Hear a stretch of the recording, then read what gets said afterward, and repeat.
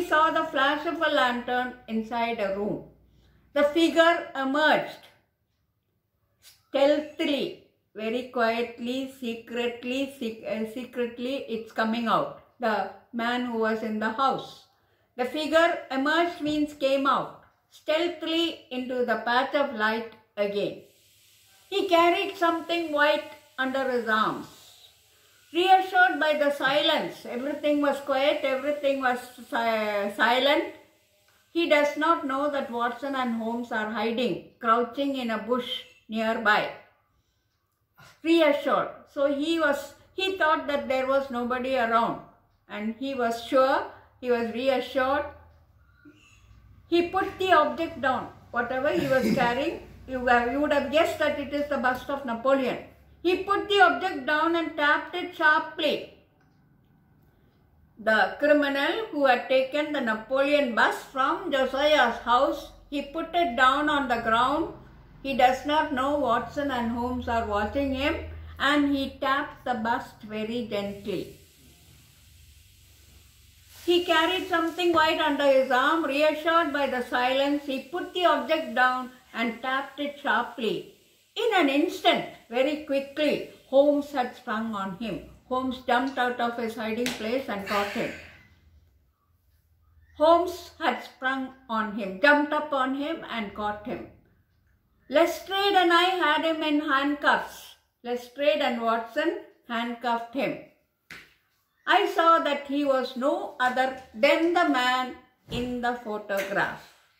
So this person who was trying to steal the Napoleon bust from Josiah's house was the same person in the photograph which was found in the pocket of the dead person. But Holmes' attention was not on our prisoner. He was examining the bust of Napoleon the prisoner had stolen out of the house.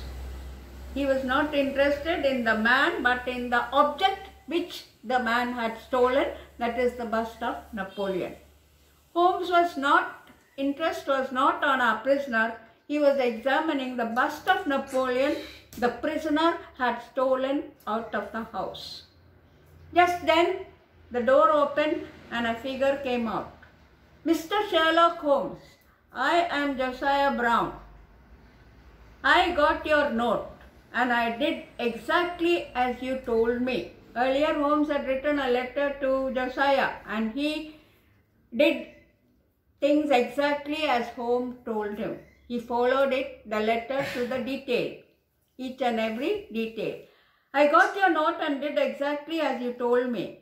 Come in, gentlemen, and have some refreshments. But we declined the hospitality. We refused to go into the house to have the refreshment, maybe some coffee or biscuits. For Lestrade was anxious to get this man into safe quarters.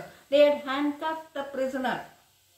Handcuffed means joining both hands together and putting a metal object to hold him, to keep him in their custody. Usually you might have seen police handcuffing prisoners. But we declined his hospitality, for Lestrade was anxious to get his man into safe quarters. He wanted to see that this man who stole the bust of Napoleon did not escape, did not run away. I am exceedingly obliged to you, Mr. Holmes, but I don't quite understand it all yet, he confessed. Holmes asked him to come around to Baker Street the next morning, as it was too late for further explanations.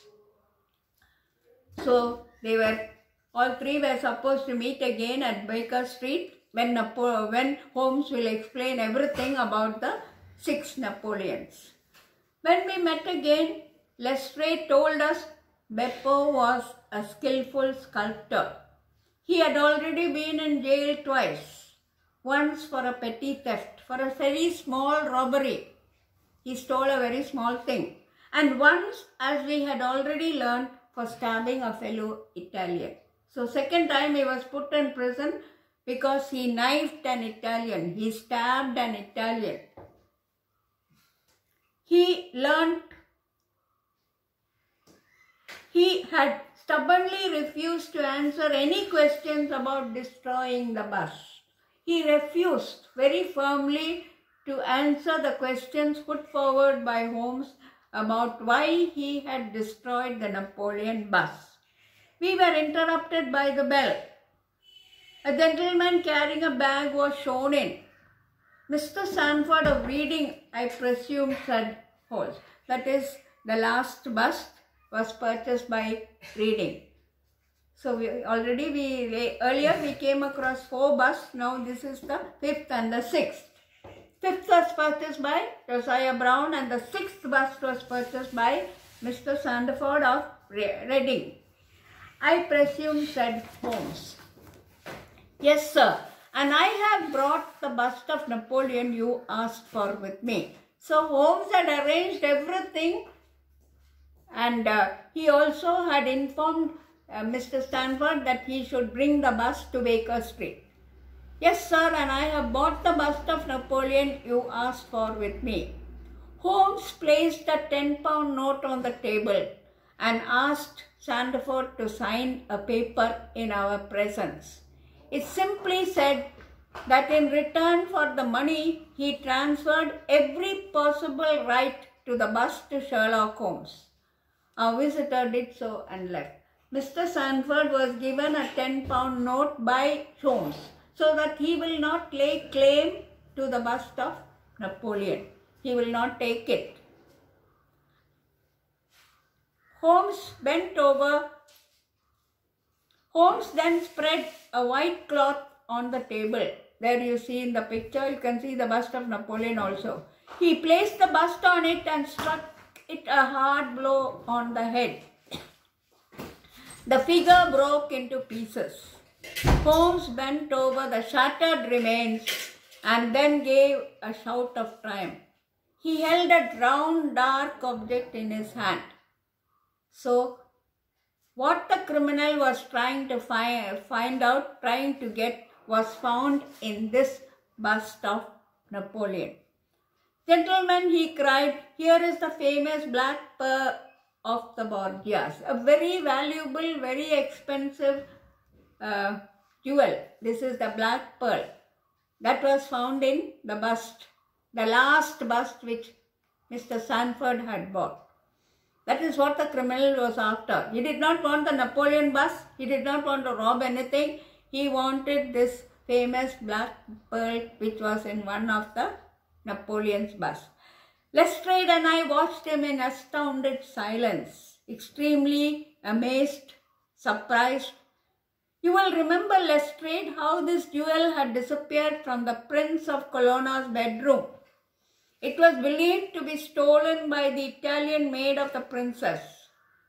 The maid's name was Venusi, and I have no doubt she managed to get it to her brother Pietro. Pietro was the dead man. He is identified as Pietro. That is the brother of the Italian maid who stole this black pearl from the Prince of Colonna's bedroom. Very expensive, very valuable. So the criminal was after this black pearl. That is why he did not rob anything else from the house. The maid's name was Venusi. So Pietro Venusi, we came across that name, and I have no doubt she managed to get it to her brother Pietro, who was in London. Somehow Beppo got it from him. Somehow Beppo got the pearl from Pietro. And while it was in his possession, he was chased by the police. The police are after him because he had committed 2 crimes. He had killed an Italian. He made for the factory where he worked. That is, this Gelder and Company. He worked there. The precious pearl is in his hand. The black pearl of Prince of Colonna is with him. Belonging to the Prince of Colonna is with him. He has come to the shop of Gelder and Company, and the police are chasing him.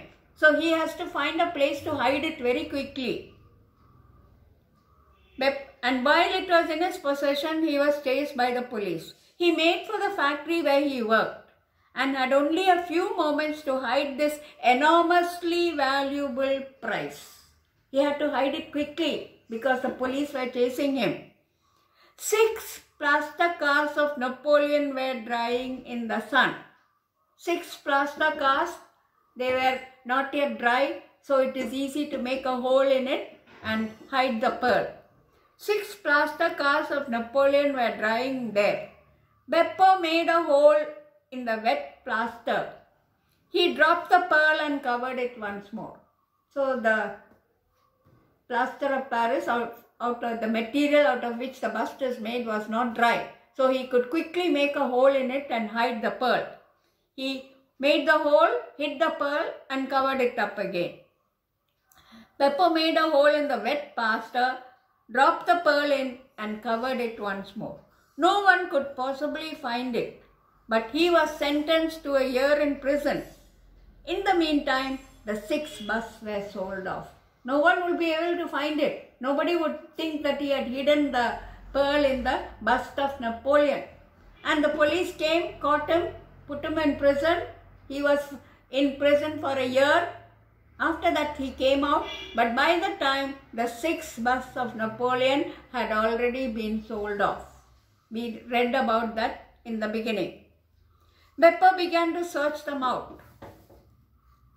Through a cousin in Gelder and Company, that is the cousin which the manager spoke about. Beppo's cousin is working there, he said. Through a cousin in Gelder and Company, he found out the retail firms who had brought the bust. Retail firms is the other shopkeepers who bought the bust from Gelder and Company.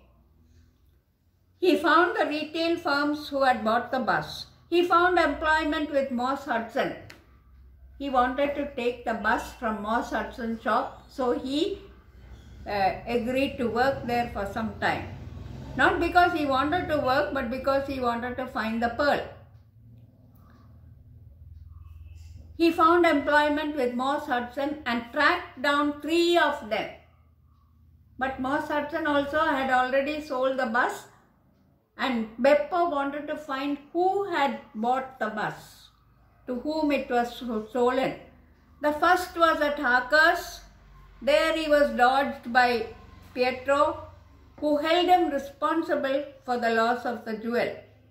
So when Pietro also wanted to find the bust. He was the one who had actually stolen the bust, and he was at Harker's place when Beppo came there to take the bust. The first was at Harker's place. There he was dodged by Pietro, who held him responsible for the loss of the jewel, and he stabbed him in a scuffle. Pietro and Beppo fought with each other because both of them wanted the Napoleon bust.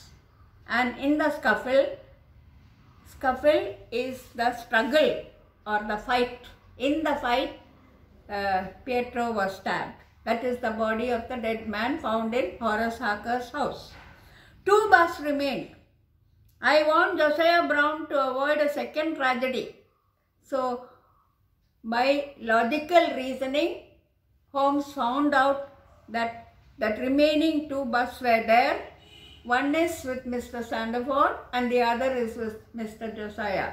And Holmes already prepared Josiah for the encounter that was to take place. 2 busts remained. I want Josiah Brown to avoid a second tragedy. By then I knew what it was that Beppo was after. Holmes knew that he was robbing these houses only for the pearl and not for the Napoleon bust. That is why they were found smashed in different places. By then I knew what it was that Beppo was after. The name of the murdered man linked one event with the other. Because of the man who was murdered, Holmes was able to come to a conclusion, the reason why he was murdered. The name and also the name of the murdered man. The name of the murdered man linked means connected, one event with another. Only the reading bust was left. That is the reading bust. I bought it in your presence and there it lies. The reading bust and the bust from Sandford. Sir, said Lestrade at last, we are proud of you. That is Holmes. And if you would come down to the police station, There is not a man who would not be glad to shake your hand. The police department will be very proud of him. All of them will admire Holmes and they will be waiting to shake hands with him. Thank you, said Holmes. And now, Watson, kindly put the pearl in the safe place, if you please. Take the pearl, put it in a safe place so that it will not be robbed again. So, there you have Holmes smashing the bust of Napoleon. Now, the Borgias, a note on the Borgias is given. The Borgias were a politically important and wealthy family in the 15th and 16th century Italy. Corrupt and power-hungry. They were also dishonest. They were wicked also. They were suspected of many crimes, especially poisoning. The Borgias would be suspected of poisoning and other crimes. And other meanings also are given there. Now we have a note about the author. Sir Arthur Conan Doyle, 1859 to 1930, was a Scottish author and a trained doctor. His fictional detective Sherlock Holmes is one of the best loved creation of all times. Sherlock Holmes was a detective whom he has created, means invented, fictional, not true. Some of the best Holmes stories are The Hound of the Baskervilles and A Study in Scarlet. He also wrote novels about history, spiritualism, and his experiences as a doctor. So that is about the author. Then you have the comprehension questions, which you can do it yourself. That is, arrange the sentences in the order of the events in the story. You have to, 8 sentences are given there. You have to rearrange the sentences in the order in which these events happened in the story. Then you have answer questions with reference to context. So that also you can try it for yourself, and then I will be sending you the correct answers. But it is important that you try to find it out by yourself. You try to find out these answers by yourself.